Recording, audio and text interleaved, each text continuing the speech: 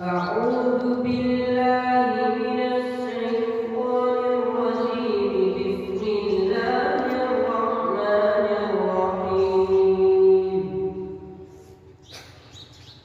وعباد الرحمن الذين يمشون على الأرض هونا وإذا خاطبهم الجاهلون قالوا سلاما والذين يبيتون لربهم سجدا وقياما والذين يقولون ربنا اصرف عنا عذاب جهنم إن عذابها كان غراما إنها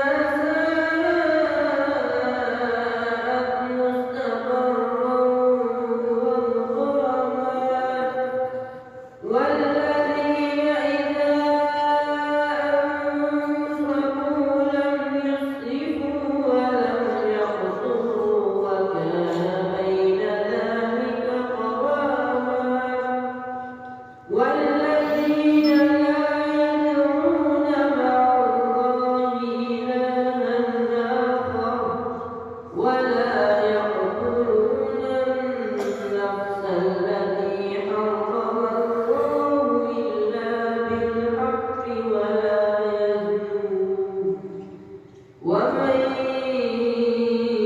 يفعل ذلك يلقى أثاما يضاعف له العذاب يوم القيامة ويخلد فيه مهانا إلا من تاب وآمن وعمل عملا صالحا فأولئك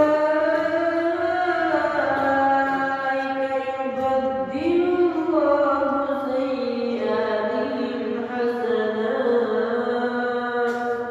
وكان الله غفورا رحيما صدق الله العظيم.